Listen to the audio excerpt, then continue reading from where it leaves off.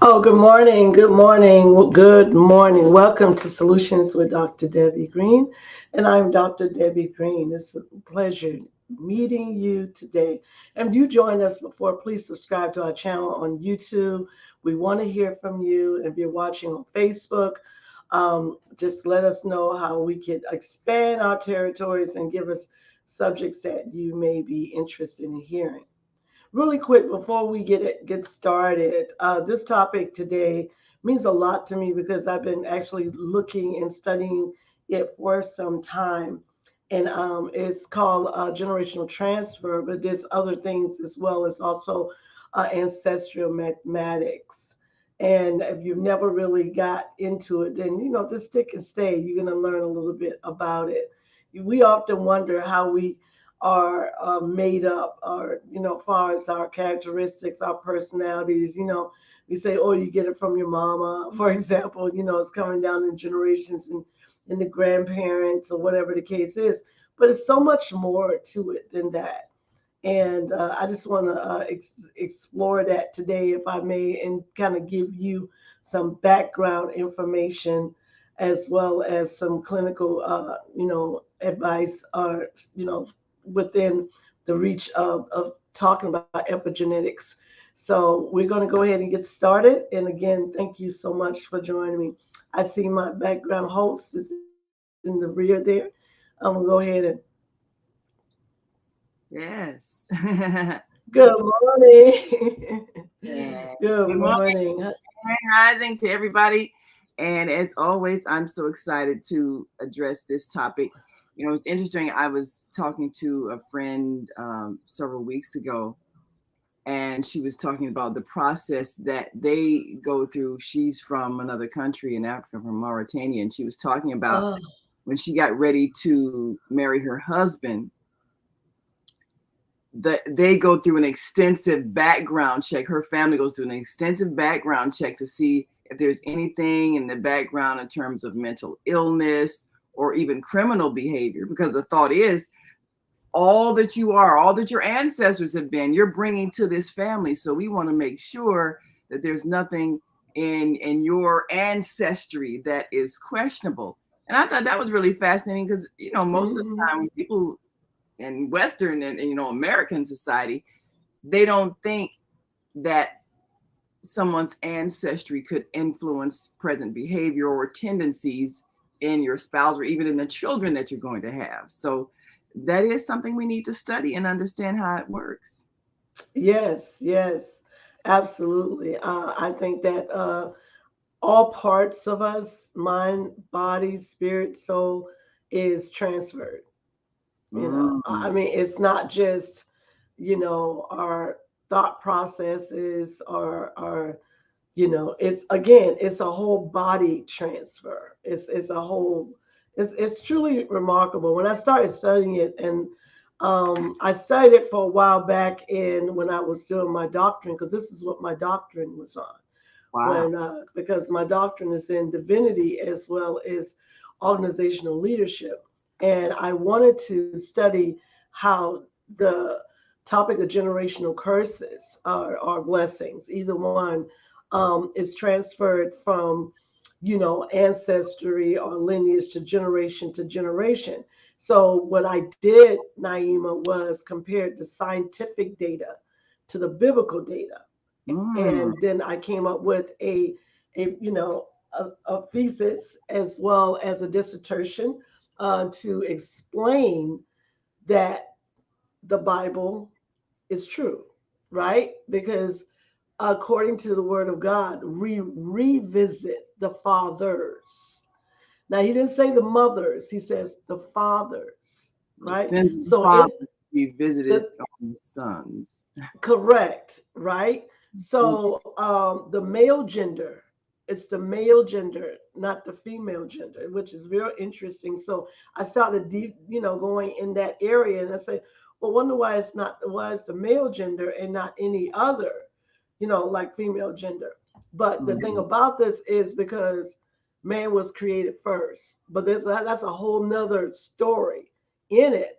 But the epigenetics is what I'm talking about. right? Because I know in your book you're saying, the transference of trauma from, Mhm.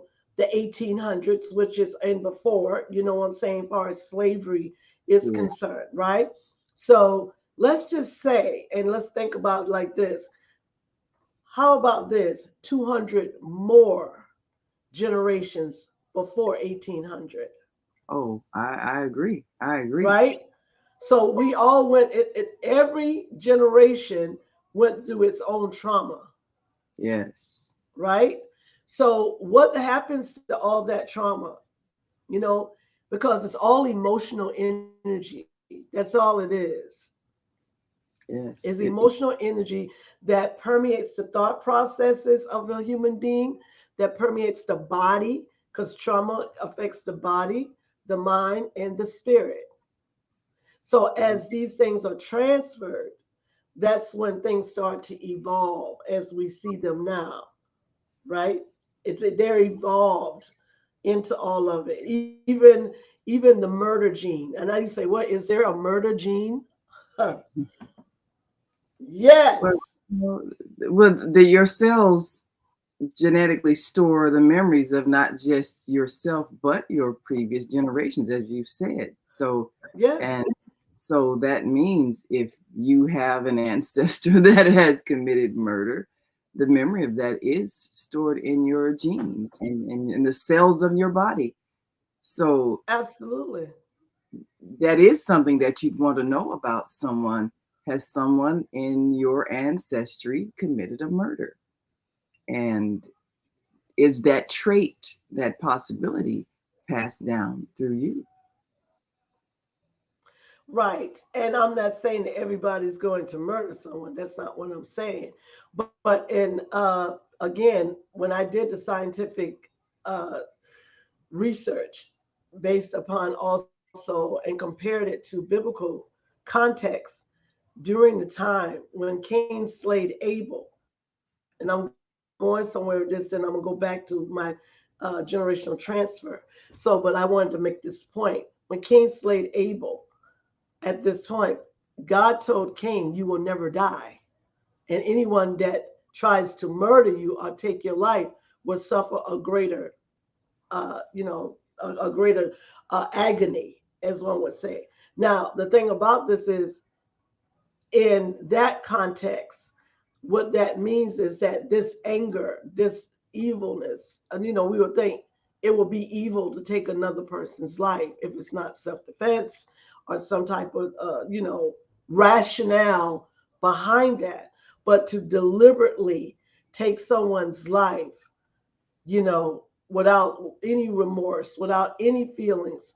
So what type of human being is that? What is that's transferred down the humanology or the genetic gene that is going to cause something like that to happen in that person, right? Because we know it's alive and well, and it's been alive and well way before we existed on this earth. You see what I'm saying? So that's just one of the traumas. That's just one. But then you have all of these other traumas too. The other traumas of what they call hate. Hate is a trauma because it changes a human being, right? Guilt is a trauma. When anything is turned, even anger turns into rage, it's a trauma.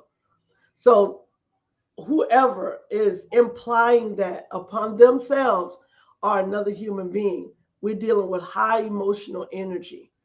Those high emotional energies start to turn into other things. And here we come with this thing called mental illness. Mm-hmm. So the rage, the guilt, the shame, all of those things that actually is a part of life. But then when it turns toxic, is when it starts to it changes. It changes the DNA in that human being, as well as also transferred down to their children if they are not aware to get that part of themselves repaired. Now, I believe in DNA repair. Okay. I also believe in damage control because those are two different things. DNA repair is dealing with your chromosomes, your characteristics, all of the scientific makeup of your being. You see what I'm saying? But the let's just say for the sake of understanding, so we don't get so deep into it. Um, how do we repair a person, or how would one repair themselves, if I should say, if they were always angry, even when they were children? Like they always had a agitation, an irritation, a it's like you can never get them to calm down. They always was heightened, saying low tolerance, very temperamental. Okay, where did that come from? It could possibly been transferred into utero, which is again through the mother. But then we know the chromosomes come mainly because the father is the one that determines a male from a female. Right. You see what I'm saying? So as Right. these emotional genes start to they transfer, Yes. they transfer, and they continue to transfer. And as they transfer, then that's when in this era, in this modern time, there's a lot of energy that's transferred that people don't even know how to deal with because they were never taught how to deal with them. You see what I'm One saying? thing, one thing I would say, especially dealing with an angry child, the thing that you don't do is punish them for anger, because all that does is create more rage. And that's the mistake that parents keep making, because they're not looking at the deeper causes of anger. Even with the Cain and Abel story, what we should have learned from that is, if you create a rivalry and a competition between siblings, you create jealousy and therefore anger, which could lead to murder. And in a real sense, parents make that same mistake. If you look at biblical stories as a way to learn lessons of what to do and what not to do, then what you don't do is pit one child against the other, or make one child better than another, or give something to one child and not give it to the other, because that does create jealousy, anger, rage, and it can escalate to violence. A lot of times parents don't know how to respond appropriately when they have one child, and then they have a second child, and then there's sibling rivalry, there's jealousy. That first child's feeling like the baby's getting all the attention, or the new child is all of a sudden getting more love, and parents don't know how to respond appropriately when that first child begins to act out, because they're not understanding that what the child needs is reassurance that they're still loved just as much. And so they become punitive as opposed to responding with love. And love is always a solution.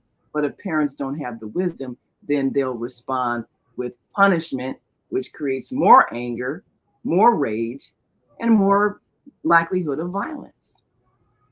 Well, that's why I was just making my point. We were not taught from our ancestors on how to deal with those issues you just said. You see what I'm saying? Because if the natural and the hierarchy of living, as Maslow said, he said, it is the nature of the beast for survival, right? And it doesn't matter if this person near you could be your family member, a friend, or enemy. It's all about survival. Mhm. So everyone wants to be noticed, and we want to be accepted. We want to feel belonged, and Yeah, we also want to be first. yeah. If somebody tell you they don't want to be first, that's a lie. Yes, I do want to be first. Oh, I'll wait. No, deep down inside, you don't want to wait. You just being passive aggressive. Okay, you really do want to be first. And Martin Luther King created that. He did that speech. He said about the drum major. I don't know if anybody ever heard that speech Oh before. yeah. About the drum major. He said the drum major was the most important part of the band because he Yeah. had to lead. But they Yeah. don't understand being first means you got to be a leader, right? We Yeah. want it, but at the same token, we don't want the responsibility that comes along with it. And Yeah. before you can even lead another human being, you got to know how to lead yourself, right? Absolutely. Okay, so we go back into this thing called epigenetics. I want to really dive deep into this because I got to get also I only got an hour and a half to put this out here. You know what I'm saying?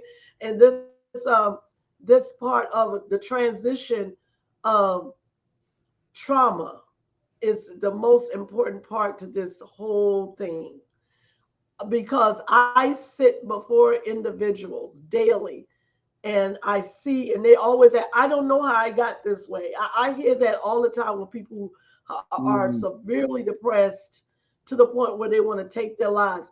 I don't wow. know what happened to me. So as I listen and I do an assessment and I go back in that genealogy, which is asking them questions as far as they can remember, what type of grandparents did you have? You know, how did your mother treat your father? How did you grow up? Mm, And looking at all of those things and tell me what, don't spare not one trauma. Tell me everything you went through.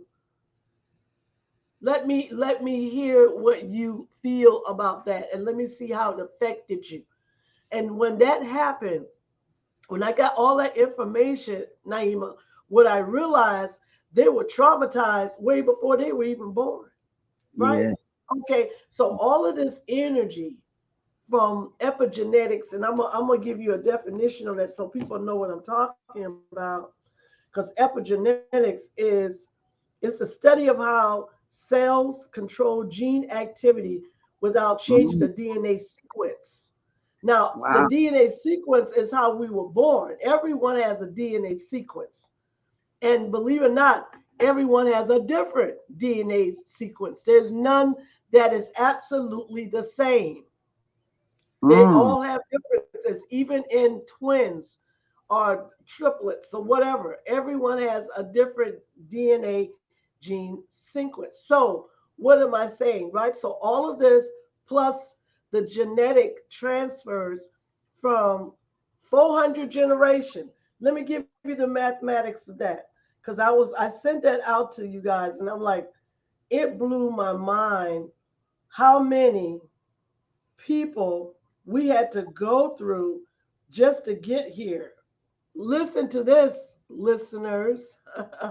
wow. Ancestral mathematics. In order to be born, you needed two parents, four grandparents, eight great grandparents, 16 Yeah. second great grandparents, 32 third great grandparents, Wow. 64 fourth great grandparents, 128 fifth great grandparents, 256 sixth great parents, 512 seventh great parents, 1,024 eight grandparents, and the last is 2,048 ninth great parents.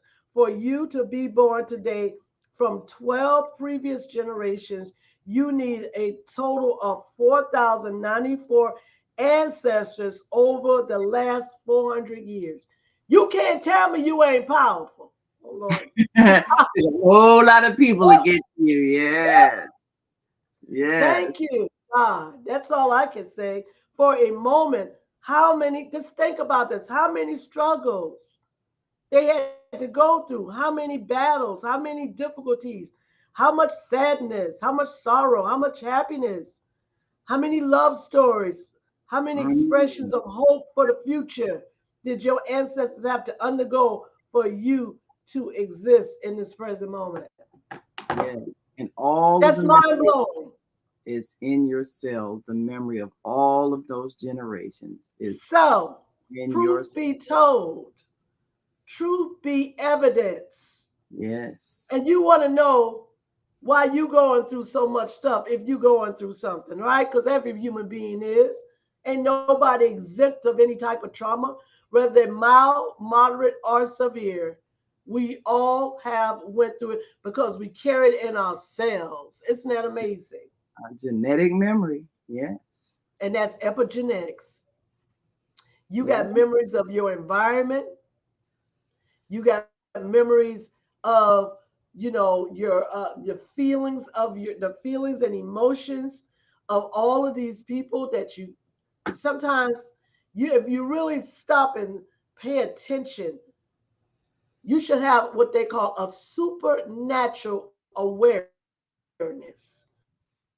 And if you don't have it, you need to start today. Supernatural self awareness is paying attention to all of your actions, what your whole being is telling you. What the body has a conscience and it gives off a message. The heart has emotions and it gives off a message. The brain has thoughts and it gives off a message. And so does you. You also get spiritual messages that's non tangible. I just told you about the tangibles. The things that's non tangibles are the emotional messages, the thought messages, and the spiritual messages, but you have the tangible messages. Okay? So our being Absolutely. is forever communicating with us. It's just that we are so busy living outside of ourselves that we don't take time to pay attention to what's inside. What something's inside this flesh, something's inside this being, right? All of this energy that you have that you move from day to day to day, if you take the time and you meditate on it, you will find out a lot of the answers are inside. They're not outside, they're inside of you. Yes. The interesting thing about elephants, the saying that an elephant never forgets, but elephants Never. know how to consciously access all of the genetic memory that they have. So if they have an ancestor who's gone through a certain danger and they've learned how to avoid it, well, then the present day individual will tap into that memory and avoid that situation. So we have the same capacity and understanding that everything that we are is a culmination of all that we've been. And you've just gone through the numbers of just 12 generations. But just think if you doubled that and the Yeah. astronomical numbers that would be if we were looking at 24 generations or even 48 generations, how many hundreds, how many thousands of years back. One of the things we talk about in the book Psychic Yes. is that if we just stop at a traumatic slave history and we're still reliving that and we don't tap into the thousands and thousands of years before that when people were not living with fear-based trauma and feelings of helplessness and feelings of victimhood, if we're able to tap into the beyond that, then we can repair the damage of the most recent traumatic memory because that's very small in terms of the amount of time we have existed and the amount of cellular memory that we have. We have to know that our past is so much greater than the recent past, our distant past, which has so much intelligence, talent, skills, power, than those few hundred years, those few generations that went through the trauma of enslavement, imprisonment, torture, fear. We can overcome that, but we've got to reach beyond that to the ancestral ties and the genetic memory that is greater than that and gives us a sense of empowerment. Right, absolutely. And again, we can start today. Okay. Start today. Understand what you do with trauma. It's not what trauma does to you. It's what you Mm, do with trauma. what you You do with know, yes, you because if you think in your mind that, oh, I am my traumatized areas, and I'm not just talking about the generations before you, but I'm talking about your moment, because some people were they were traumatized as children, so they're like, oh, the trauma is destroying me, the trauma is doing this to me. So when I because the kind of counselor, life coach, therapist I am, what I do is I immediately take away victim mentality. When Mm. someone comes to me and says, I've been traumatized and it's been breaking me and I can't go on, I immediately tell it, I'm sorry, that's not an option. It's not an option for you to think that you're a victim of this ever again. I say, you can speak upon it. I'll give you a couple of days to speak upon it. But after the third day, as long as you are with me, we are no longer going to act like we're a victim of it. What you're going to do, you're going to conquer it. And I just tell them just like that, you are going to conquer it. Oh no, I've been in so much pain for so long. Okay, and okay, when is it going to stop? You make the decision of what you want to do. When you sat before me, you're telling me you no longer want to be traumatized. Right. That's what you're saying to me. And I am the person to help you, give you the strategies that you need to completely come out of your traumatized mind. I do not believe that one should live with trauma just to cope and exist. That's not, no, I don't practice that. I practice coming completely out. And even if they find themselves being triggered, I then give them the strategies to pull themselves out immediately. No, we don't do victim mentality because a lot of people are walking around enslaved by their own past history, and think that this is something they have to deal with and live with for the rest of their life, that's causing massive amounts of destruction in their life, such as self-defeat, self-sabotage, and self-destruction, leading to, high levels of depression and anxiety and mental illness. There's a lot that's going on behind the scene that people really don't understand, even in schizophrenia. And I'm gonna tell you this is just my opinion. Now, I'm not asking, if anybody asks me for, oh, where did you get that to prove that? I got it from experience. Even with schizoaffective or schizophrenia people, when they start hearing voices and seeing things, in a courting of a psychiatrist and anywhere, they think, oh, this person is mentally ill because of all of these things that's going on with them. Then they give them an injection or some pill to Mm. subdue those words and subdue those thoughts and subdue those visions. But let's just say, for the sake of understanding while we're on this platform, that there are generations trying to come through that individual and to communicate. But Yes. they believe that it is something that's tearing them down because they don't know how to deal with it. They hear voices. I have a patient right now that literally talks to himself all the time. Oh, Right? yeah. I mean, have a conversation with the voices in his head. You see what I'm saying? And the thing about the medication doesn't completely stop it. It just makes it a little less for him to hear, but he still hears them because it's something else other than what we think it is in our modern time that people are exposed to these voices. And I'm not saying that that is etched in stone. So please don't go say, Dr. Debbie said there's other people coming through you. No, that's not what I'm saying. I'm saying that we have such a spiritual offices that we receive massive amount of information from so many different eras and different spiritual plights that we don't even aware of. We have no idea Absolutely. because again, Absolutely. you know what I'm saying? I truly Yes. believe that. Oh, yeah. Well, I want to expound on that when we come back from the break, uh, because there are a lot of people who are hearing voices, and the way they have been assessed is mentally ill, and that's not what it is.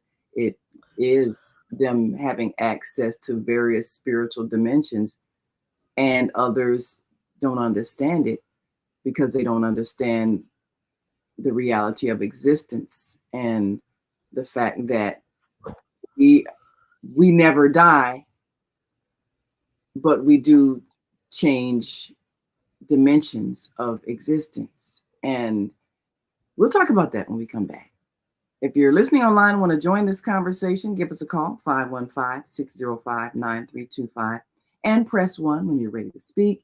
And we'll certainly open your mic and get your thoughts.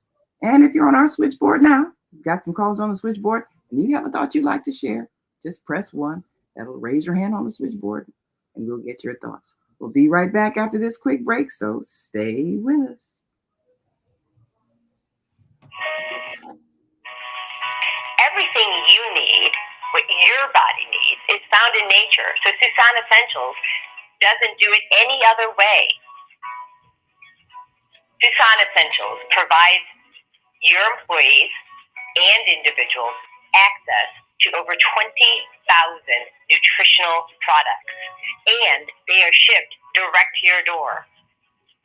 Because Susan Essentials is certified in plant-based healing, we're permitted to offer you the best nutritional supplements on the planet. They're non-GMO and sustainably produced, and we take the guesswork out for you.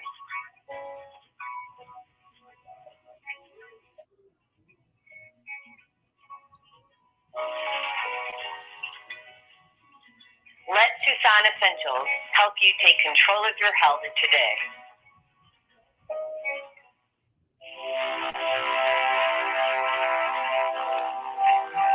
Do you want to live in a world without war? Join our global peace movement.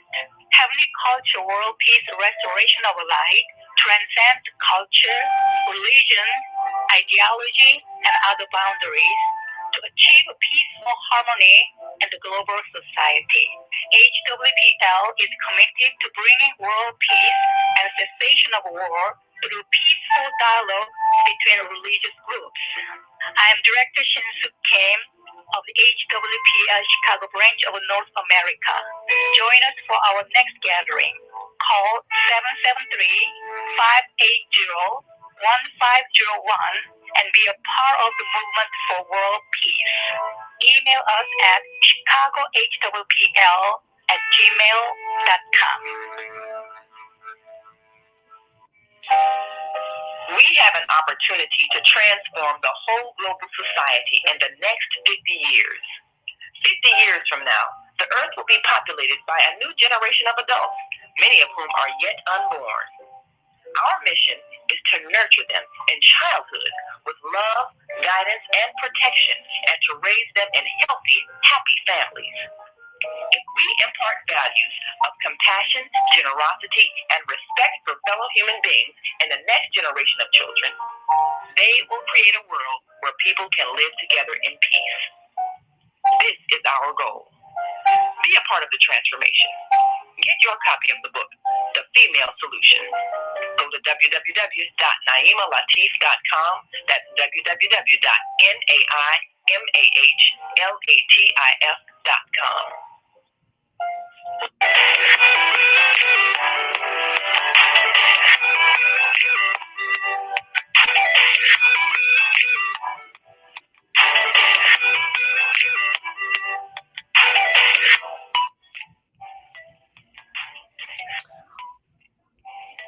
All right, welcome back. Welcome back to Soulful Solutions. My name is Dr. Debbie Green with my wonderful co-host Naima Latif, our executive producer of the Female Solution. So you were saying before we took a break, you were talking about again the genetic transfer and just looking at you know far even beyond those 400 years and how we can know that we can claim our freedom. And I so believe in that. I so believe in that we can claim our freedom because epigenetics is that transfer of that I call it the cortisol gene, right? Yeah. Because the cortisol gene comes with the adrenaline, and that's the one that's with the high energy, emotional energy because that's the only way is emotions are the only thing that can be transferred. We and of course the memory. We don't have the memory of it, but we have the emotional memory.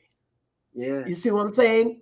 It's the emotional memory. So we may not know what our ancestors did 400 years ago, but we know what they feel. Right. Right. Okay. Yeah. And that's why sometimes we don't understand why we might feel anxiety about something Yes. or even anger about something, because as you say, the emotions are there, even though the memory of what created the emotion may not be in our conscious mind. And you mentioned something about the occurrence of people hearing voices. And the internet gives you access to so much new information now. There was a time if a person heard voices and they were automatically called schizophrenic, given drugs and so forth.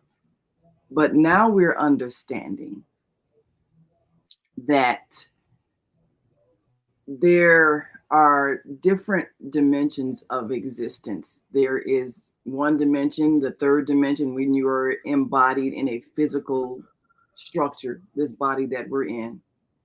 When you leave this body, you still exist, but you are existing in a different dimension. Right. And usually only,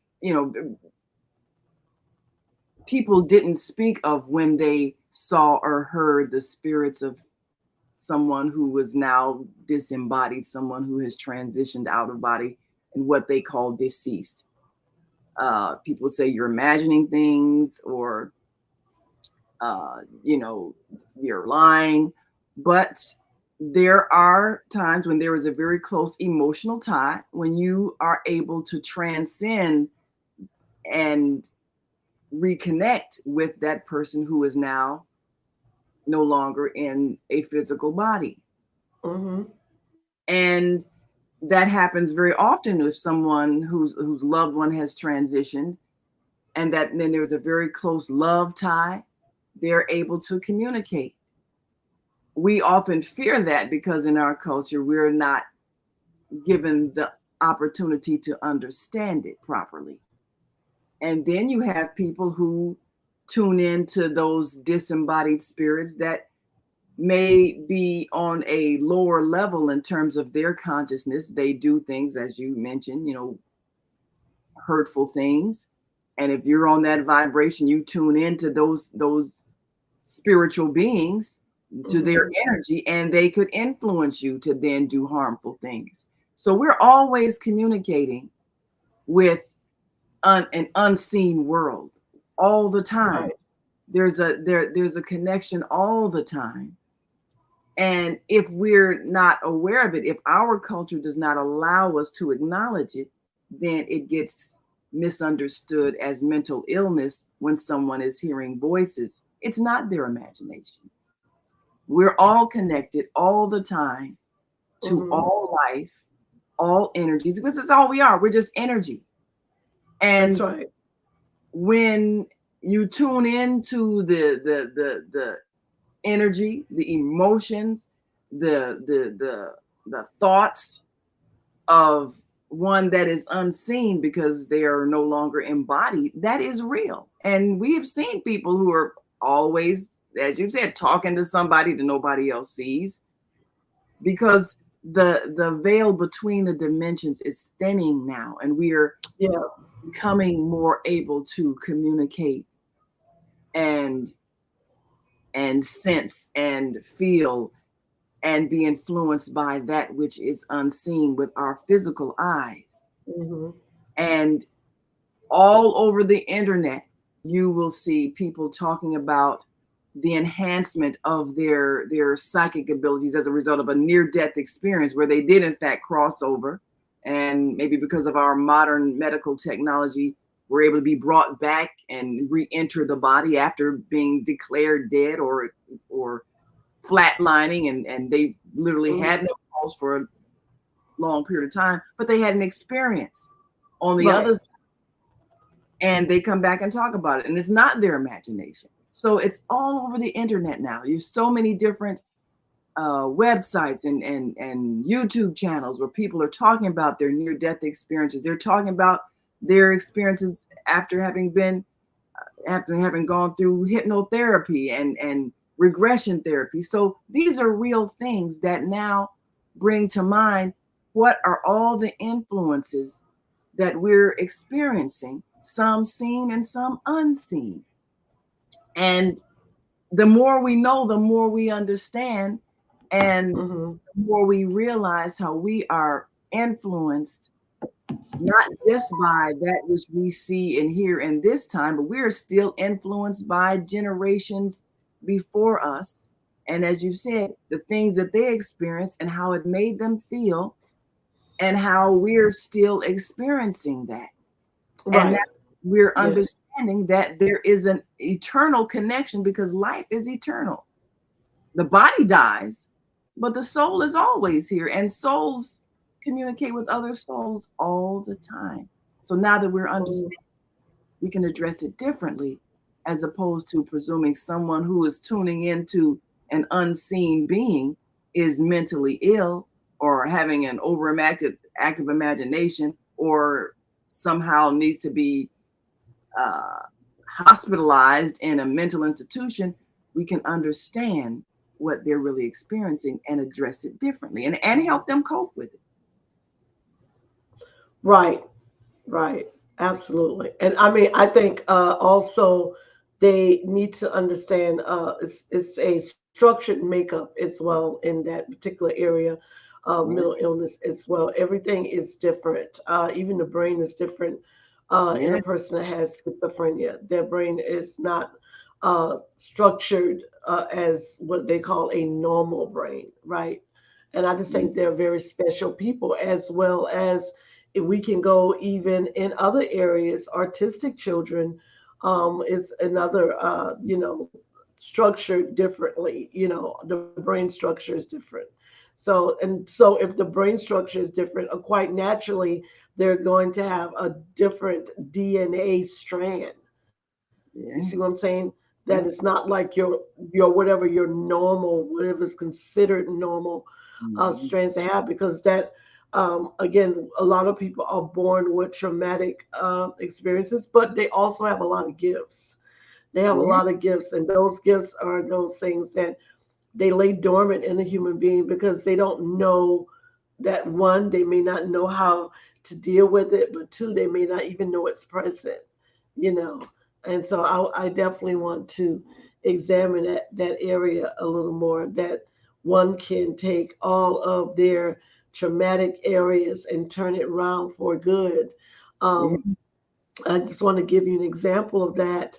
Um, there was one of my patients that went through a very traumatic episode in her life where her mother gave her away and did not want her, and even Mhm. when the mother had the opportunity to take her back, she did not take her back in the most loving way. She Oh, mistreated her for years, wow. and it was due, and she didn't understand why her mother hated her until she had to do some research.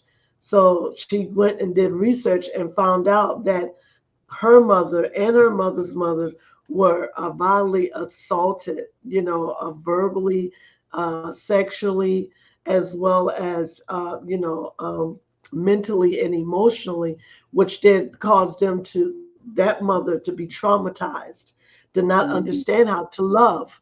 And they were sort of at a very young age, like between 3 and 5, which really affects a human being, right?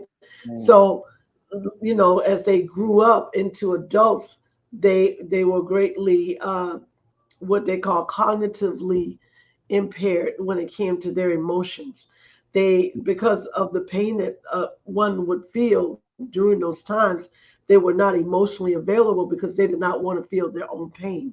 You see what I'm saying? So it was like they went into this thing called hypoarousal, where you shut down, you get emotionally numb because of the pain that you are withstanding in your moment in time. And you don't have no way out. You don't have a way of escape. So you just become numb to it. So that numbness then caused other things to happen in that human being. So now, as they got older, and that part of their life is no longer, you know, in their present moment, they just kept that same response emotionally to their own life and their children and their children. So it kind of went on down, the line. Again, epigenetics, it kept transferring. Now with her, she realized that something was really wrong because she was always angry for no reason with her children. She would Mhm. always be irritated, and she found herself. She said, I can no longer treat my children like this because of how my mother treated me. And so she came and she got help to deal with her traumatic areas, and she would always, Naima, go back into that inner child trauma, and you would see that child act out right there in the adult, and you could just see it and hear it. And I helped her to identify what was, what is, and what the future person is, because we're three-part beings, not just by mind, body, and soul, but we are what was. That's all our genetics, everything that's been in front of us. And we are what is. What is the present moment. What we are now, and what's coming to be is our future. And we have to look at ourselves as three-part beings, especially when we're dealing with trauma, our hurt, our pain, or any type of emotional overture, instability. We need to look at ourselves as three-part beings so that we can understand, so we don't beat ourselves up saying, what's wrong with me? Why can't I be happy? Why can't I do this? Why can't I do that? I'm not like everyone else. Everyone else seems to have this wonderful life. Deep down in myself, I'm just unhappy. I smile on the outside, but deep down in myself, I just don't have any peace of mind. And you ask yourself, why is that, right? It's because you haven't segregated yourself yet. And I know that sounds weird, but you have to learn how to segregate yourself. You got to know the past person is the past person. So whatever's coming through the past doors to your present moment, you have to ask it, what is it that you're trying to teach me? Because you got to learn from it. Because see, one thing about epigenetics, it's in our DNA. We can't just go back and wipe the slate clean of our memory base in our cellular structures. However, we can do damage repair. Yes. I Yeah. believe in damage repair wholeheartedly, but you Right. got to know where the damage is. Right. The And I future has not yet come, but the damage, if it's come, hold on one sec. If the yeah. damage is coming from the past, emotions, this is nothing but high intense emotions that have traveled down in your mind, in your heart, in your spirit, in your body. But is it being it's being recreated by you, whether you Yeah. realize it or not. Okay, I'm sorry to interrupt you. Go Yeah. ahead.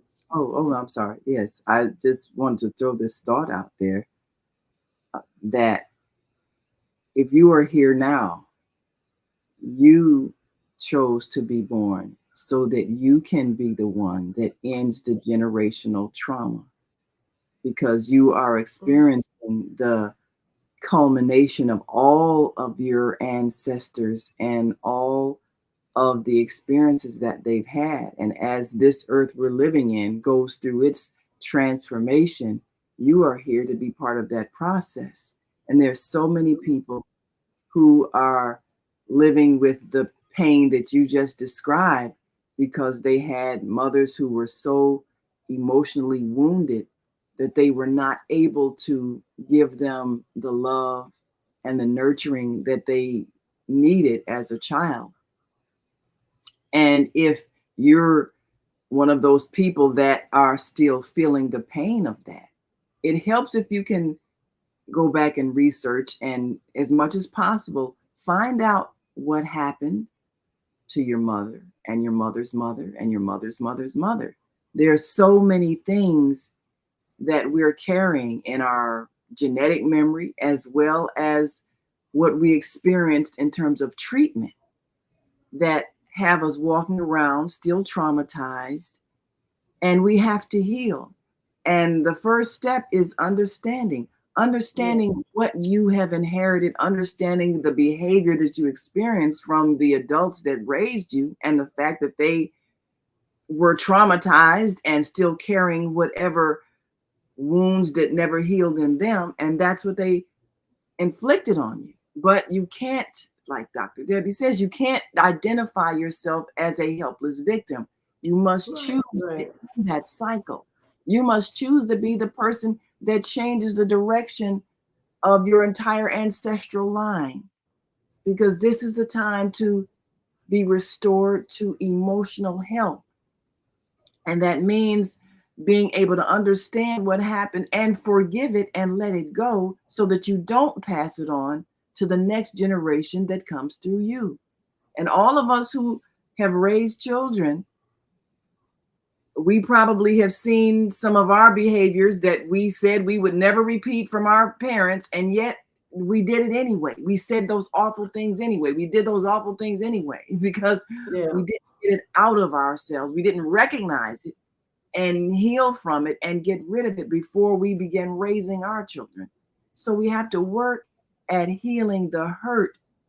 That means understanding where it came from and knowing we have the power to overcome it and to conquer it. Mhm. And not say, oh, well, my mother abused me verbally. Oh, well, she was an alcoholic, or, oh, she was violent. Oh, she put me down, and, I'm a victim. I'd be a better person if she had been a better mother. Well, you can't hold on to that, because whatever she displayed was part of what happened to her, and what happened to her mother, and what happened to her mother's mother, and happened to her mother's mother's mother. So we got so many generations of people carrying pain and passing it on. You have to decide to be the generation that conquers it, overcomes it, and puts something new into the future. So that, like you say, we are the three-part being. We're our past, Right. our present, and our future. We have the power in this present moment to shape the future. So we have to make a conscious decision to do Mhm. that.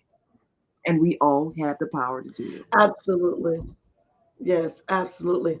And I also want to reiterate, you have to make a bond and own your past. Yeah. You cannot, in order to overcome your past, you cannot look at it as an idle threat anymore. You cannot look at it as something that's destroying you anymore. You have to go back to the past and see your strength. And you Yeah. say, well, they did this to me. They tore me down. They took something from me. No, they did not. They didn't take anything from you. What they did was they used behavior and actions. And I'm not minimizing your pain. Please understand what I'm saying to you. But I want you to learn something. I want you to own it. Okay, if it was a violent past, I own it today. I'm not going to allow it to own me. I own it. When you own that, then what happens is you literally take all the energy, all the power from that thing, and then you use it for your here and now. Because you are a survivor. You're still here. You may be broken, you may be particularized, you might be impacted by it, but you're still here. You're Yes. still here. You see what I'm saying? And I need you to come to that understanding that your presence is your power. That's Yes. what it is. Your presence is your power. They didn't destroy you. They didn't take nothing away from you. They did not. Then they see. That's the thing. In your present moment, people, you have all the power resistance, power of purpose, power of communication, power of determination. You have so many powers within yourself that there's nothing and no one really can do. But if you again, if you keep thinking and if you allow yourself to keep thinking, I am a victim of what someone done to me. So if you're carrying that unforgiveness in your heart still after all of this has been done, then you're losing power every day. And Yes. that's the reason why you may be going through some changes in your present moment. It's because you have not settled, have not finalized. Because one thing about traumatic experiences, it will travel to the inner time with you. You'll Yeah. wake up with it, you'll go to sleep with it, you'll eat with it until you decide one day that that's enough. So I hope this one day you can look at your trauma and you can just write it all down and put by each trauma you write down, that's enough. No more. That's enough. No more.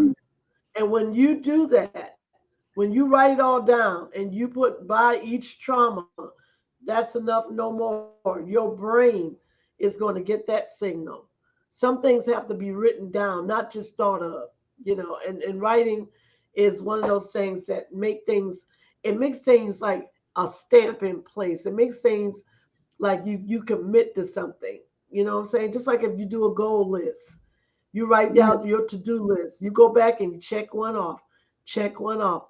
It's the same process. that's It's the right. same process. People have spent years in therapy dealing with trauma. And if that therapist that you're sitting next to does not remove victim mentality from you, you're just having somebody to talk to, baby. You ain't Mm. getting nowhere. First, got You to ain't get getting nowhere. mentality. That Yes. victim mentality has to leave.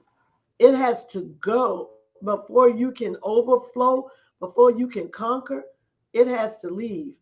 And I don't care if it's going through loss, bad divorce, loss of job, loss of house, car, a person, whatever, violation, sexual abuse. It doesn't matter what the trauma is. Stop the victim mentality of it and see how strong you're going to go. See how fast you're going to move when you no longer become a victim of it. Because victim mentality causes depression. So let me Victim ask you mentality this. causes anxiety.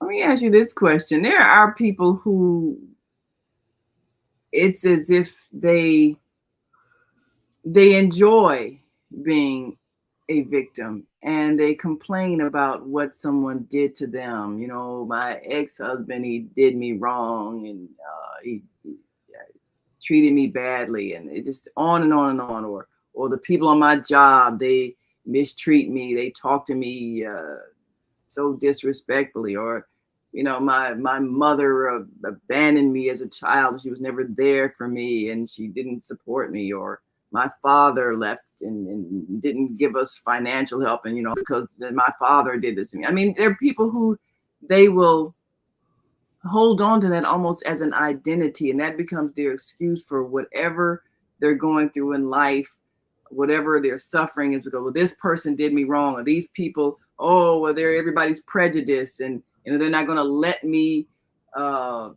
achieve things in life because of racism or sexism or whatever the thing is. People hold on to that and won't let it go. What is that? Is that a fear of taking responsibility for one's circumstances? Is it easier to blame someone? Is it easier to hold on to that victim mentality as an excuse for not achieving? What is that makes a person resist the idea of letting go of that victim identity? What is it? Well, I would like to answer that question, but it's time for a break. So you want Uh-oh. to break first? Yeah, we got a long answer to that one. So we'll be right back after this quick break. And if you are on our switchboard now and want to ask a question or make a comment, you most certainly can press 1. If you're listening online and want to join the conversation, give us a call, 515-605-9325, and press 1. So that lights your number up on our switchboard. And if you're watching us on Facebook, Soulful Solutions, or YouTube, Soulful Solutions, write your comments in and we can share them with our listening and viewing audience. And we will be right back, and make sure you subscribe to Soulful Solutions on Facebook and on YouTube, so that you can get notices whenever we go live. And we'll be right back after these messages. So stay with us. Oh man, God sent the monthly sun bill today. This sunlight is really expensive, especially during this season. I'll probably have to work overtime to pay it. Well, you better pay it on time. We don't want the sun to go out and we're sitting up here all day in the dark. Wouldn't it be terrible if God charged us for sunlight? Well, thank God, the light and heat from the sun is free. So why are we paying such high bills for the energy we use in our homes? Because we don't know how to use solar energy, the free energy from the sun. You can convert your regular home to a solar energy home and save tremendously on your electric bill. Take a look at your electric bill. Wouldn't you like to reduce or possibly even eliminate that cost altogether? Let one of our solar consultants show you how. Call today, 312-849-3456, and schedule a free consultation. That's 312-849-3456.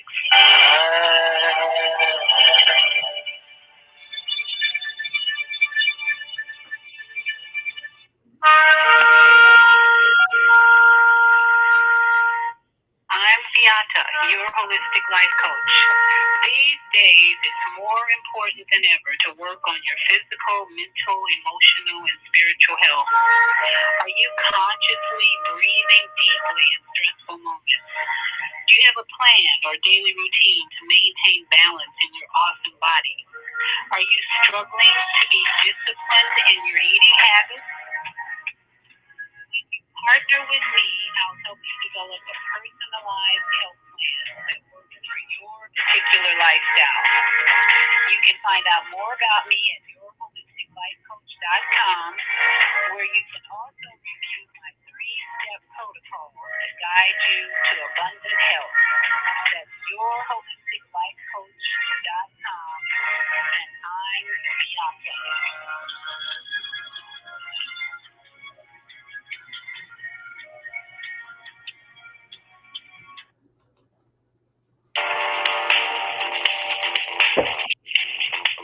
Is Monday morning a struggle to get out of bed into the swing of things? Well, don't worry, you are not alone.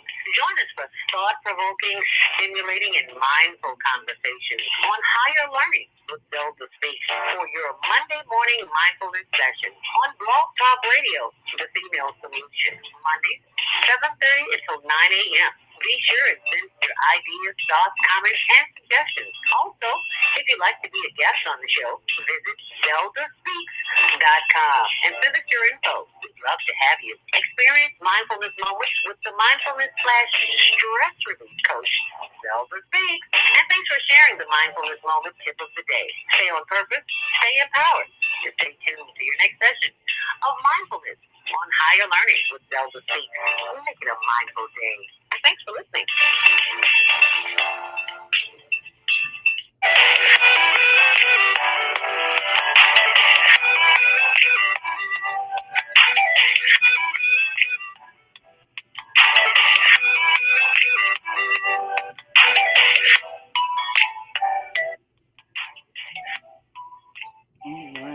All right. Welcome back. Welcome back to Soulful Solutions. My name is Dr. Debbie Green with my wonderful co-host, Naima Latif, with the Female Solution.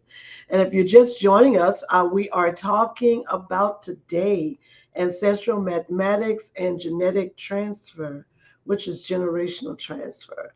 Now, you asked me a question right before we went to break, is why do people just want to be miserable? Yeah, why are they choosing to hold on to that victimhood? And Because it's an addiction, my dear. Anything that's repetitive over and over again, we create a habit, and then a habit becomes an addiction. oh, so you can be addicted to being a victim. Yes, ma'am. You can. Wow, wow. You create it because at first you feel it within the moment of whenever that thing then happens. You start to feel it, and once you experience it, most people start dwelling on it. And if you Mm, dwell on it long enough, you're building a habit. Anything that's done over and over again, we know that is going to be habitual. And before you realize it, there it is. And the other part of this story is even when there's something good getting ready to happen, you then go back into self sabotage. No, it won't. I'll never be happy. I never was happy before, so I'll never be happy. I'll never be happy. You use the word never. I always, no one never loves me. I always never have good relationships. I never can keep a job. You start making future advances when the future has not even come. So again, it's habitual and it's addicting. And mm, so now it's you're cycling in your addiction. And so here comes a person that may care about. You may say, hey, what are you doing? You're always thinking the worst of a situation. Won't you? Looks like some good is coming towards your way. Oh no, I don't. This probably ain't gonna last. It ain't gonna last. Now, is that a fear of being You disappointed? see people do. I see people do it all the time, Yeah, it's and I'm nothing wondering, but fear. you know, so I'm afraid of being disappointed if I dare to hope. So rather than hope, I'd rather just keep affirming that things will always be bad. That way, I'll never be disappointed. Is that how that thinking It's the is? opposite. I'm afraid things will get better and And not then stay things, better. So I might as oh, well stay disappointed because I'm comfortable here. You see what I'm saying? mm, I'm comfortable not knowing. I'm comfortable in my pain because that's what you call comfort in pain. Even though you know you don't want it, but you have built a tolerance to it. So again, when something is changing, you don't want change. And even mm. it could be a good change. You're real intimidated, apprehensive about it because that's not gonna last. You I see that immediately all shut the it time. down. Huh? I see people do that. I see people sabotage Yes. opportunities That's what all it's the called. time. It's like, That's what I it's always called. get fired from jobs or people never hired me. Okay, then you go and you get a job, but then you make it for some reason you show up late or don't show up the next day and then you get fired. We'll see people always fire me. Yeah, but you made that happen because you chose to not get there on time or you chose to not call in and not show up. So you chose to create a situation where people would fire you. And then you say, see, people are always firing me. Oh, they're just prejudiced. Oh, people don't like me. Whatever it is, but you made that happen. And I see that pattern in people all the time. And I'm wondering, why are they choosing to recreate misery and claiming not to want things to be bad? But then I watch them actually make bad things happen to themselves. So are they Self-sabotage. self-sabotage? Self-sabotage. And it's called addiction to unhappiness. Wow. There's a book that was written a long, long time ago. I forgot the author, but it's addiction to unhappiness. And we call that unnecessary suffering. Mm. So they got patterns of unnecessary suffering. And you're like, well, I don't understand. Why would a person, here's the logic, you're looking at it from a logical point of view to try to understand it. Why would a person want to be miserable when they don't have to be? Because it's comfortable. You know, when I ask people that question, because that's one of the questions I ask when I'm dealing with people who have been dealing with depression and all of these things that cause them to feel, out of control and not be able to live a life of peace. I said, what is in misery that you are so comfortable with? They say, oh, because it's familiar, because it's all I've ever had, and it doesn't seem like things will ever get better. That's what be their response.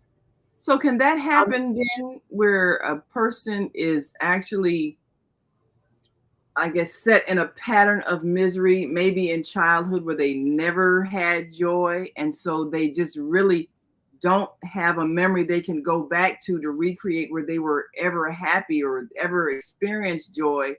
And so, like you say, it's familiar. Being sad, being disappointed is familiar. Being talked to badly is familiar. Being neglected is familiar. So they keep recreating that circumstance, even if someone's trying to be kind or trying to show them love. They recreate the misery because that's familiar, because that's what was set in motion by the people who raised them. Is that possible to happen that way? okay, right. Let me use that as an example. If one experienced those type of situations over and over again throughout a period of life, it could be from 3 years old to 15, for Mm. example. That means it's a repetitive thing. That's epigenetics, what you just said. So now all of that energy is just continually transforming, keep cycling, keep cycling, keep cycling. So now that this is their adult self. So it ain't happening to them through other people anymore. It's happening inside of them. Now they're doing themselves that way, not even realizing it. Mm. They're the one, because they have adapted to the pattern that was already created from the beginning. You understand what I'm saying? So they have Yeah. adapted to that pattern. So going and they're living their childhood trauma in their adult life. I see this all the time, Naima. Mm. I can literally see, I can ask them a question and they will respond out of the childhood mind Wow. and not the adult mind. So I then immediately let them know, wait a minute, what mindset are you answering my question? I already know just from what it sounds like, right? Because it sounds like they're answering it from a high, intense emotional state. And I know it's not the present moment, it's the past. So I help them to identify. I said, okay, I asked you a question of just something simple, saying, where's your mental pain coming from? Right? And you in your present moment, you had to go back in your past, right, to get that answer. But not, Yeah. you can't answer it in your present moment because you think you can't.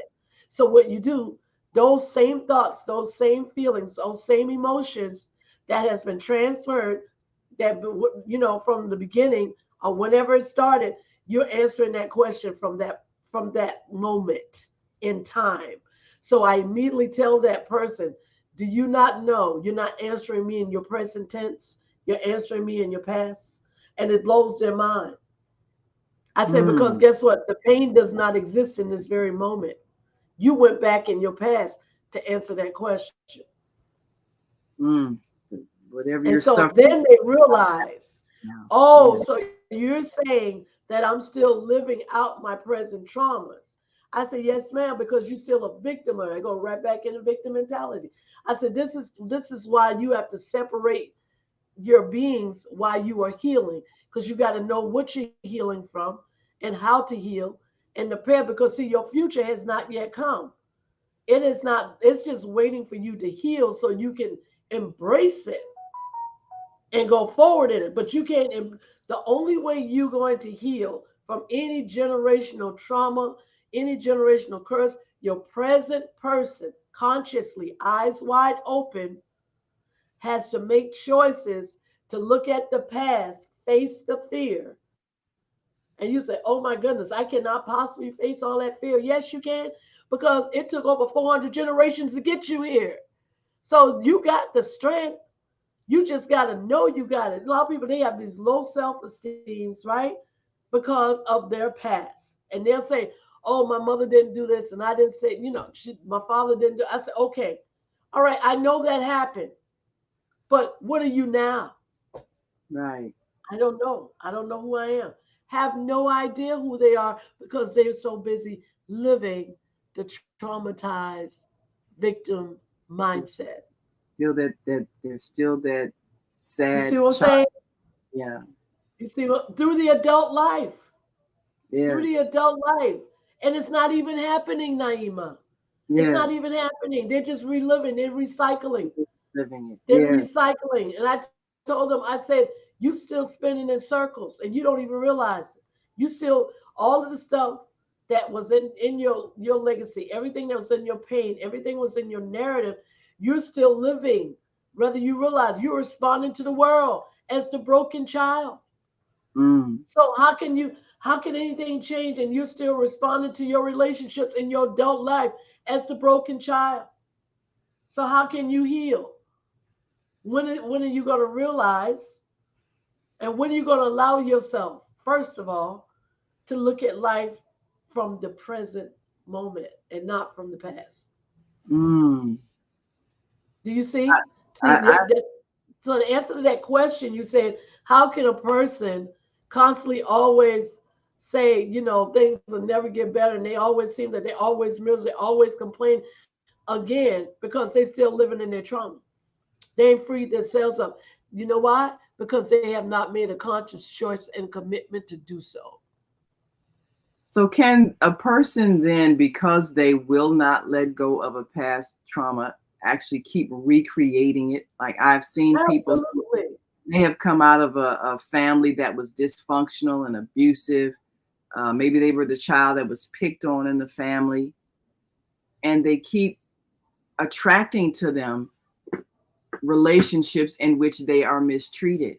And it's like being a magnet for bullies, you know, being a magnet for somebody who talks down to them or puts them down or disappoints them and won't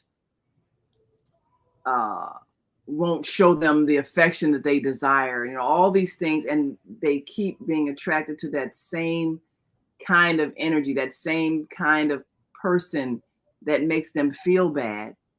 So they're always feeling bad. But as an adult, they made a choice to get involved with that kind of person that hurts them. Whereas a child, you may not feel that you have the power to make your parents show you love and affection or give you encouragement or, you know, show up at your events or school assemblies or whatever. Maybe they made you feel like you didn't matter, but then you get involved with someone on an intimate level that does the same thing and Well, stay in a state of hurt. But what makes a person consciously or unconsciously keep recreating that same situation? Are they trying to recreate it so they can then conquer it? But they never conquer it. They just stay in it. What is that? it's called it's called body cyclic shifting. Okay, in other words, recycle. They recycle, right? Whatever is inside of you, you're going to attract from the outside because Mm, we're conductors in the universe, which mm, means that we're nothing but energy. So we're going to attract the same energies. And we're yeah. broken, we're going to attract a broken person. Okay. Mm, And we're fearful, we're going to attract a fearful person. mm, You know, that's what it is. And you know, even though, like you said, why would a person keep going into a relationship that is dysfunctional? Because they're still dysfunctional. They don't know how to. They cannot adapt to something that's non-dysfunctional. They only adapt to dysfunction. Like, mm, how can a rational person get along with a dysfunctional person? No, it's not going to work. They're only going to be attracted to someone who is rational, who is not dysfunctional, right? But the thing about this is one does not know because a lot of these things are involuntary responses.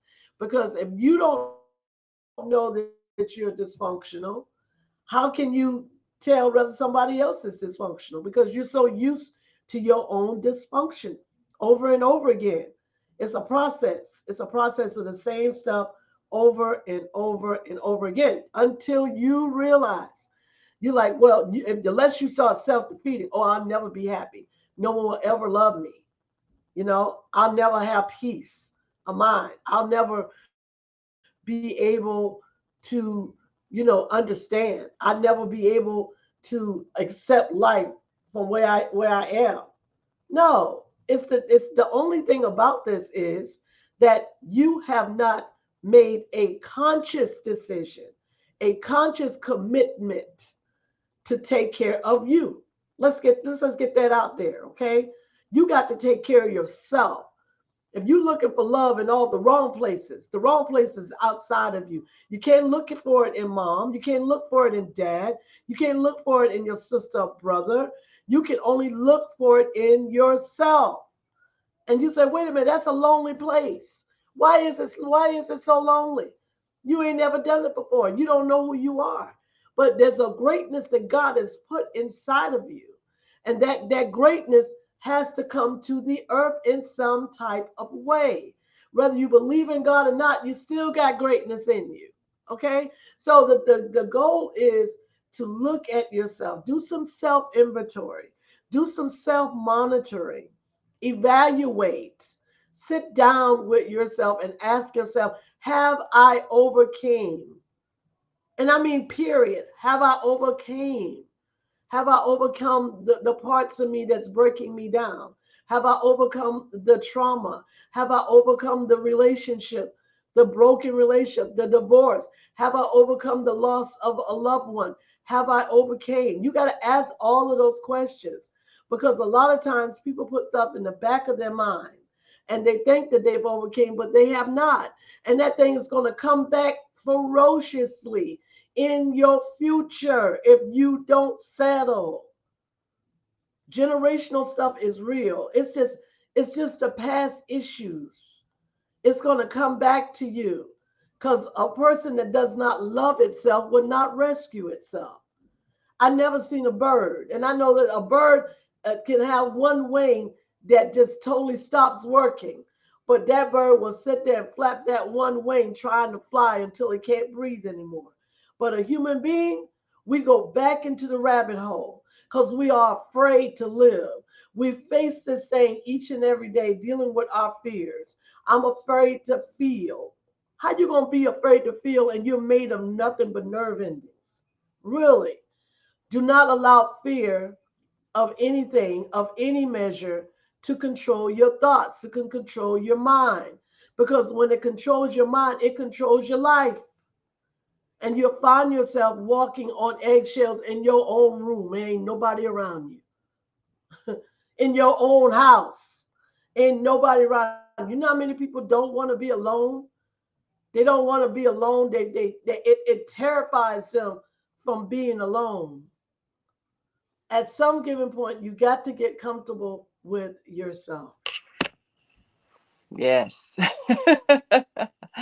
Absolutely. I had the floor. I was on my soapbox when you left. So Yeah, I had to change devices, and we played some commercials in the interim, so we don't have to go to a break again. okay. Yeah, I was just really emphasizing the greatness in individuals that they have to take advantage of and not feel like they've been a victim in life, because victim in life is a destroyer of dreams. It does. It destroys so much inside of us. And that sadness overtakes us in some type of way. It does. I think sadness is almost like, if you ever seen, if you got a cup of water, right? And you put like color in the water and you don't Yeah. shake it or stir it, and you see it like as it starts to spread, and after a while it starts to drain all the way down to the bottom, and before you look at it again, the whole thing is the same color. That's the way Mm. sadness Oh, is.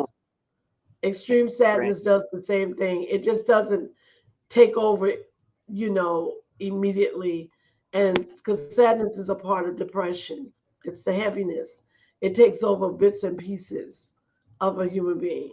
And that then stops a person from, I mean, completely stops a person from finding pleasure in life. And they become that victim. Yes. I have seen people become that person that's always sad, always angry, and they take that energy into everything they do. So even when there's joy, they create sadness. Yeah. And I just wonder, why do they fear being happy? Or maybe is it they don't know how to be happy? Is it possible, if you've lived a childhood that has always been sad, is it possible that you just really don't know how to create joy inside yourself because you have not experienced it? Is that a possibility? Yes, ma'am. It is. I've had clients and patients that say, I've never been happy before. I've never Mm, been at very peace. sad. And I couldn't even imagine that for 1 second. I said, not even doing a birthday party? He said, no. Always sad. Always sad and downtrodden. And I said, okay, well, I'll tell you what, that might have been in your past, but will you make a decision today just to start feeling? Most people, I want to also say this, most people that tell someone that they've never been happy are not emotionally available for themselves. Mm, So they stop feeling, they're numb because they've been in a pain area that was so severe to it. Again, they just detached from their emotions. And so even when that thing is no longer present, not happening, they Yeah. then, they go right back into that mode. It's called almost like it's their protective, it's their coping mechanism. I just don't want to feel it. So, I just don't want to feel it. And Mm. even when there's joy, I don't want to feel it. I don't know what it is because I don't know how long it's going to last. So I'm not going to feel it because it may end and I may want And it then, to stay, but it didn't. Oh, yeah. Yeah. so it They do seems that. that people make a decision not to feel joy because they are afraid of the disappointment of when it leaves, and they don't want to feel the sadness when the joy leaves. So they choose just never to feel the joy in the first place. Is that the pattern of thinking that creates that behavior They or that are afraid to addiction? feel it. They're afraid to feel it because they think that it's, again, if I feel good and then something happens, then I'm gonna feel worse. Mm. So I'd So rather they, just stay feeling bad all the time. right. Yeah, I know that's not logical, but that's the way that particular person's mind thinks. I see. We call that sabotaging, but most of all, future telling. Mm. Future telling, like they are then speaking for their future. Like their tomorrow could be beautiful, everything could be perfect, but in their mind, tomorrow is going to be like today. Wow. That's really sad because It is. Do you see now how that could it be extremely sad? That's it's why I say very sadness is like water. Well, it's like color in a glass of clear water. It just, but I tear it down. You ever sit in front of me, far as a therapist, that right there won't stay long. so what do you I do? take options. What So do how I do you do? how do you help someone who doesn't have a clear memory of a moment of joy in their life that they could even go back to and try to recreate because they simply can't remember how it ever felt to be happy. I mean, I've talked to someone recently who said, I was never happy. I don't have any happy memories of a child of a happy childhood. I was always sad. They had dysfunctional family, parents divorced. And when they weren't divorced, they were arguing all the time. There was uh, domestic violence. The children were always afraid. So this is a person that I was speaking to that has an alcohol addiction, and they just numb themselves just to get through life, but they don't have Yeah. a conscious memory of ever feeling comfortable, feeling safe, feeling joy. It was always the stress of, well, when is dad gonna come home drunk and beat up mom, and when is she gonna start screaming and beating us because she's angry and sad, and just the whole cycle. So their home life was always sad and distressing. And then when the Mm, parents split, it was financial distress because the mother was struggling to take care of the children and the father didn't help, and there was anger. And so they left home early, and in their teens. But you went from one job to the next, getting fired because they had developed an alcohol addiction. And then there just became a life where struggling, going from one bad relationship to another because they were too wounded to ever yeah. be with someone. Hmm. And so there's just a life of sadness. And as I listen to them, and I'm thinking, how do you get out of that cycle if you can't remember a time of joy, and the only thing you do is just keep yourself numb with alcohol? Is there a way that someone who has lived a life like that can come out of it if they don't have a memory Absolutely. of joy? Absolutely. Yes. I say yes 1,000 times over. Well, first we have to, in a situation like that, you have to attack the alcoholism because that's the coping mechanism. Mm. So that has to change. They need to detox, do what they have to do, go to rehab, 30-day rehab or whatever they need to do to stabilize themselves and get a history of sobriety in front of them so their mind can clear. They can't, it's hard to do psychotherapy, work on yourself when you are intoxicated. You just can't do it. So that is the first move.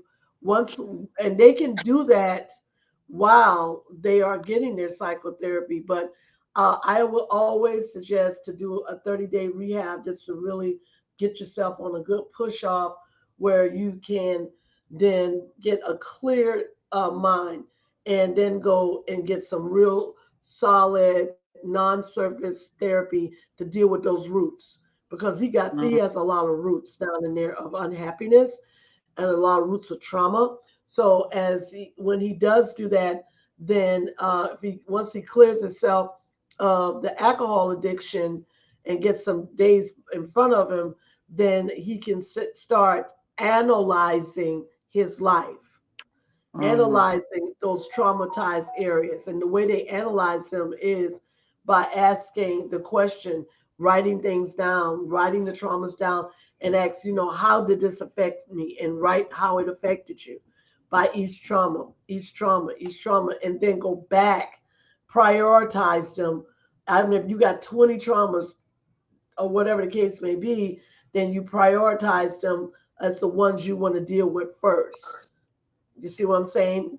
Then you take one by one until you got to the bottom of that list and you have finalized it.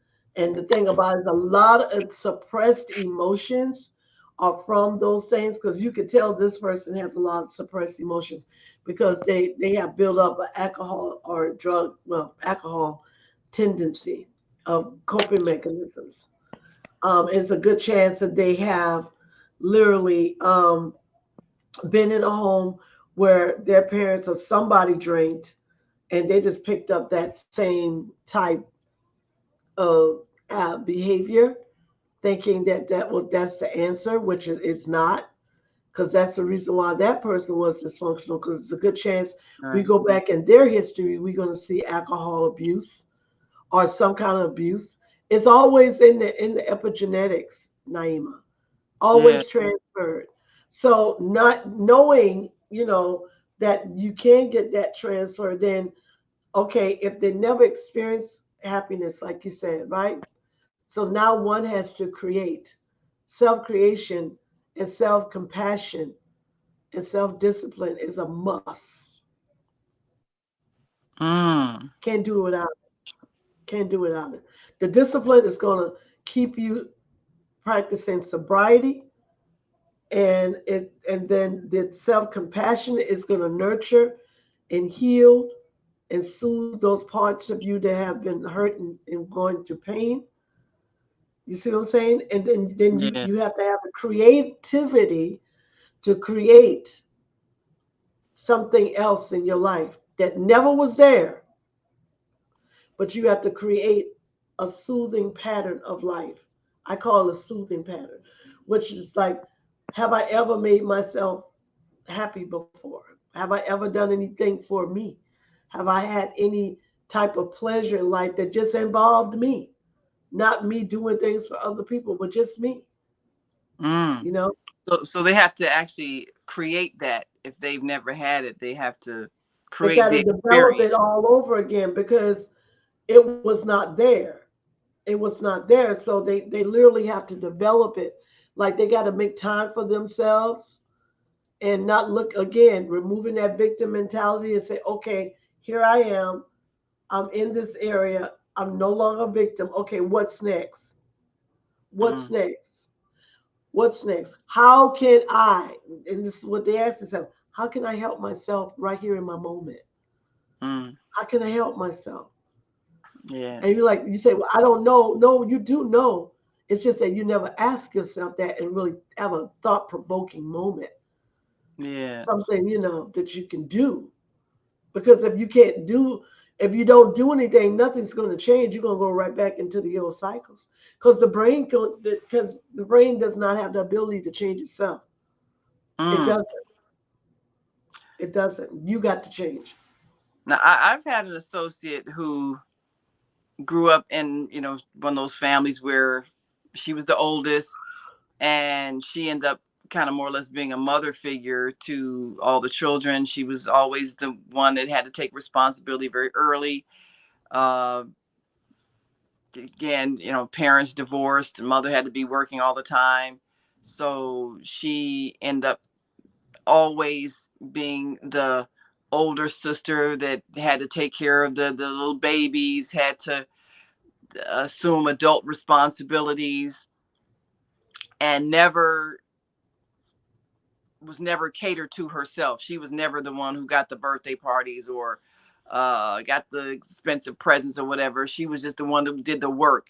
She was the one who you had to do the cleaning and make sure dinner was fixed and all these things very early in life because Right. of mother being gone because the father left and all of that. So now as an adult, this is someone who's very sad, and yet she's one of those people always volunteering, always doing things, and yet Mm-hmm. neglects herself, neglects her physical health, uh, turns to food as a comfort, and the outcome of that is obesity Right. and all the things that come as a result of neglect of your body. So there's then physical illnesses that require doctor's care, which is unnecessary because she's not an old person, she's fairly young, and yet it's the food that brings the comfort because of the sadness, because of the self neglect, because of the maybe neglect as a child, because of the family circumstances.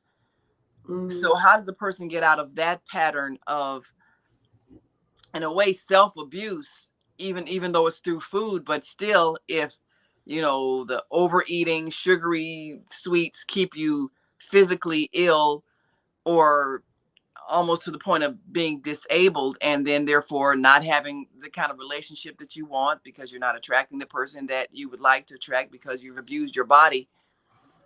How does one get out of that pattern of thought that makes them not take care of themselves both physically and emotionally, therefore they keep reproducing the loneliness, the sadness, the disappointment, uh relationships where people don't really care about her, maybe use her for her money or whatever, and all of that. And I see the pattern and where it was set, but is it possible for a person who's in it to see it and choose to change it? Yes. If they see it, like you said, some people don't have self awareness. So Mm, they're caught up in their own habits of dysfunctional behavior and actions.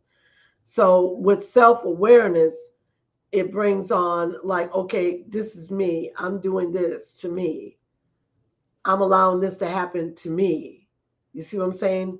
So I yeah, got to make a choice to stop allowing this to happen to me. yeah, But if you got self awareness, you're just going to keep with the same patterns, and you're going to keep attracting the same things over and over again yeah. because nothing else can't change. There's no change without change. It's impossible. It's impossible. Mm, So life then usually, Naima, will throw a monkey wrench in it all, which means something will happen where that person then goes to a lower, they start declining, like, they start to, when I say declining mentally, um, they will begin to start deteriorating mentally. Even if they have an addiction, they'll start yeah. deteriorating mentally or even emotionally. They have no emotional control at all because they're deteriorating mentally. And Mm, from that point on, then things start to immediately change in that person's life. Then they're no longer this conscious person that does not have awareness. Now they are deteriorating within themselves. Now they can either go into the denial state. Oh, this ain't happened to me. I don't know what anybody's talking about. I'm fine. or they can stay in the victim mentality. I'm like Yeah. this because of this. I'm like this because of that. But they never ever take responsibility. Mm. That's what we find in addictions, where people constantly keep evolving. They'll stop and they'll start back again, stop and start back again. They They stay don't in take that same pattern. responsibility. They don't take responsibility. Same thing with domestic violence. If you keep having a domestic relationship that turns into violence, you got to ask yourself, is it me or is it them? You ask yourself, why do I keep running into people that are hurting me? Yes. Well, it's a good chance because you're hurting yourself. That Mm. first time, it might have been reality, but that second, third, fourth, fifth, Now you just attracting the people that's always been there, because that is inside of you. Ooh. That's just the bottom line. And you know that I think that's the most difficult thing for people to admit, that they are hurting themselves. They are abusing themselves, and so they attract an abuser. Oh, and yeah, there's a comment by Zelda. Maybe you can read that. I don't have my glasses on. Grand Rising, great way to. This is by Zelda Robinson, our Monday's host. Grand Rising, great way to release those patterns is self reflection. Heal Your Life book by Louise Hayes is very valuable resource. Working on releasing my patterns now. Real self work is challenging. Yes, it is. It is. I'll be Yes, right it back. is. I'll be right back. I have to change devices. Okay. All right. And she also said, considering including sharing this pattern release to our teen talent program, so they don't develop abuse of self in others. Yes, ma'am. Because you know, one thing about it is it travels. Action, behavior, emotions travel from person to person to person. Travels externally, it comes out of me, goes into another individual, or it travels from a person into uterally through their children. Yes, it travels. That's right, because it's nothing but energy. And I just want to, reiterate this. If you find yourself in a pattern of, you say, I don't know why this is keep happening. If you say this to yourself, I don't know why this keep happening to me. If this is what you're saying, you got to find out what's happening to you. Again, here's a great concept and a great strategy. Use it. Sit down, write out everything that bothers you. I know you got to have a whole bunch of paper for that, but guess what? I'm talking about what intense, real intense and high emotion that it bothered you. I'm not talking about, oh, I just got disappointed for, because, what I'm saying, something trivial. No, I'm talking about some serious stuff, right? Write it down. When you write it down, ask yourself, how do I feel about that? And write it next to that thing. How do I feel about that now? And write it next to it. And if you still feel a rise, well, that's why I call it a rise. If you still feel a rise in it, like, oh, this is really bothering me, that's an unsettled issue. You want to put that on your list of priorities for you to work on. And you go all the way down that list. When you get that prioritized list, now you're going to break it down again. Which one of these are the most important to me to settle right now? I don't care if you got a list of 20. You're going to break it down to maybe 3 to 5. Okay? After those 3 to 5 are finished, you go back and you finish the rest. Break it down, because at some given point, you got to control your own emotional energy, people. There's not a doctor, there's not a pill or an injection can come inside of you and remove damaged emotions. It just doesn't happen. It just doesn't happen. You have to make a conscious decision. Let me deal with me. Okay? I got to deal with me. I need to release me. I need to forgive me. I need to love me finally. Even if I don't know how to love me, Even if I'm struggling, you know what I'm saying? Even when I think that my life is still steady falling apart, it doesn't matter. Try it anyway. Create, create, create. If somebody gave you 3 crayons when you were 5 years old and a piece of blank paper, you would ask them, okay, mommy, daddy, whoever, what am I going to do with this? You immediately sat down somewhere. I don't care if it was on the floor. You put them crayons in your hand and your hand went to moving. You didn't worry about what it looked like, huh? You didn't worry about what somebody else says. Matter of fact, you got so happy, you just picked up the paper, mommy, daddy, look what I did. Okay, where's that energy that you had? Don't let life break you down to where you can't live no more. No, you will not exist. And you will not just survive. You're going to thrive. You are going to thrive. Make a decision today to thrive. Make a decision today to come out of victim mentality. Don't be enslaved to nothing. Whatever loss, see ya. I can't do nothing with you. I can't, if it's a loved one that passed away, they're in a better place than you. You still dealing with those issues of life. They ain't dealing with them no more. They at peace. Yes, I know you miss them, but move on. They'll live through you. Trust me. If it's a divorce, chalk it up as a lesson well learned. Keep it moving. It's a brighter day on the other side. You don't ever lose your ability to love. And you will find that, guess what? Loving me is just good. I ain't never loved me before. I have not been emotionally available for me before. This don't feel so bad. Maybe I need to do more of this. Absolutely. It's not selfish. It's not selfish to love you. It's called selfness, people. It is the ability that you give yourself permission to love you every day without question. Don't apologize for it. Do it. And if those individuals that are around you say, wait a minute, you don't love me because you've been spending too much time. Well, guess what? You better tell them, well, you lucky you got that much energy from me. I've been so focused on you, I done lost myself. No, don't ever leave yourself behind. You tell your future that I'm waiting. You tell your past that it's over. And you live for your now. Live for your now. I don't care if your children, your husband, your wives, family, I don't care, dog, cat. Hey, don't let nothing stop you from living your best life. Life is made to live, not just to exist, people. I'm going to tell you this and I'm going to leave this with you.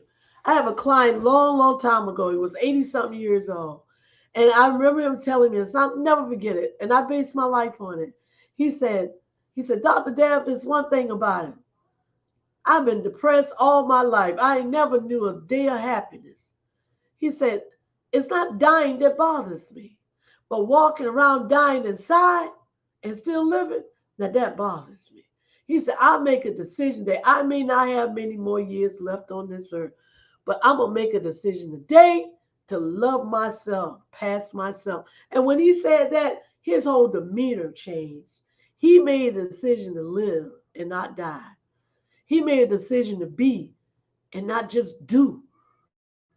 He made a decision to love and not to be unloved. And the first love he had is for himself. I think my co-host back on here again. She done changed about 50 devices. Let's It's always good to have look at some. that smile. I said, I'm telling you, I don't know how many devices you got in there, but that is One don't wonderful. work, try the That next is one. wonderful.